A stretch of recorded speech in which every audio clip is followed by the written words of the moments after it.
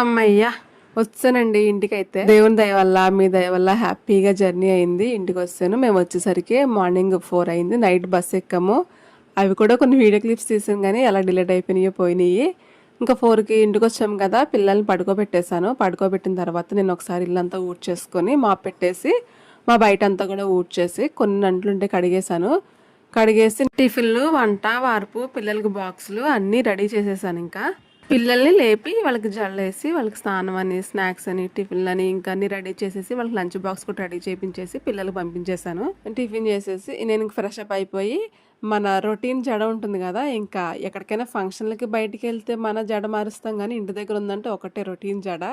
ఇంకా అది వేసేసుకుని నేను తీసుకొచ్చిన సామాన్లు అన్నీ కూడా సర్దుకుంటున్నాను అనమాట. ఈ చీరని మా అమ్మకి లాస్ట్ టైం మా ఇంటికి వచ్చినప్పుడు ఇచ్చాను అనమాట, రోలింగ్ చేయించమని. ఇక్కడైతే 150 రూపీస్ తీసుకుంటారు, అక్కడైతే 40 రూపీస్ అంట.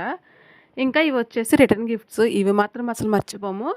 కొన్ని కుకింగ్ ఐటమ్స్ కూడా తీసుకున్నాను. కుక్వేర్ అంటే ఒక పెనం ఒకటి, ఇంకొకటి కరెంట్ కుక్కర్ ఒకటి తీసుకున్నాను. మా అమ్మ దగ్గర కొన్ని ఉంటే అవి కూడా తీసుకున్నాను. ఇంకా ఈ బట్టలు కూడా లగేజ్ సర్దేస్తున్నాను అనమాట. అంటే కొంచెం విడిచినవి ఉంటాయి కదా వాషింగ్ వేసేయడానికి.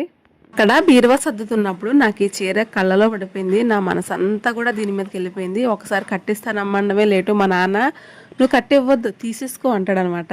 ఏంటక్క ఒక్క బ్యాగ్తో వెళ్ళావు, ఇన్ని బ్యాగులు మోసుకొచ్చావు అని అనుకుంటారేమో. నేనే కాదండి, ప్రతి ఆడపిల్ల కూడా వాళ్ళ పేరెంట్స్ ఇంటికి వెళ్ళిందంటే ఖచ్చితంగా 4-5 బ్యాగులు అయితే అయిపోతాయి. వాళ్ళు వెళ్ళడం ఒకటే బ్యాగ్తో వెళ్తారు, మోసుకురావడం అయితే 4-5 ఉంటాయి అన్నమాట. ఇది ఒక బ్రాండ్.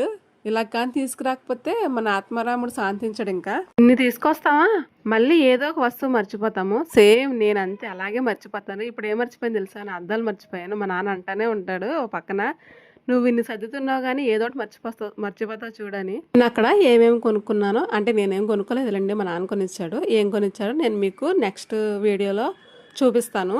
జర్నీ చేసాంగా, ఇంకా ఈ పూటకి రెస్ట్ తీసేసుకొని నెక్స్ట్ డే నుంచి నార్మల్ పనులు. మార్నింగ్ లేవాలి, పిల్లలు, వంట, వాళ్ళని స్కూల్కి పంపించుకొని, ఇంట్లో పనులు, గిన్నెలు, బట్టలు, అబ్బో మిషన్ తీయాలి, ఇంకా వీడియోస్ అప్లోడ్ చేసుకోవాలి, చాలా పనులు ఉంటాయి.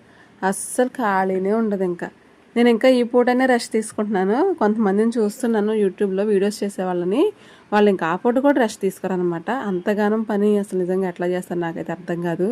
నేను రీసెంట్గా ఒక సిస్టర్ వీడియోస్ చూస్తాను అనమాట. తన 2 పిల్లల్ని చూసుకుంటా, వర్క్ ఫ్రమ్ హోమ్ జాబ్ చేస్తా, టైలరింగ్ చేస్తా, కంప్యూటర్ వర్క్ చేపిస్తా, యూట్యూబ్లో వీడియోలు అప్లోడ్ చేస్తుంది. నిజంగా ఎంత ఓపిక కదా ఆడవాళ్ళకి. మనం అనుకుంటే సాధించలేదంటూ ఏదే ఉండదండి. నేను అనుకుంటాను అలాగే కష్టపడాలి నేను కూడా అని.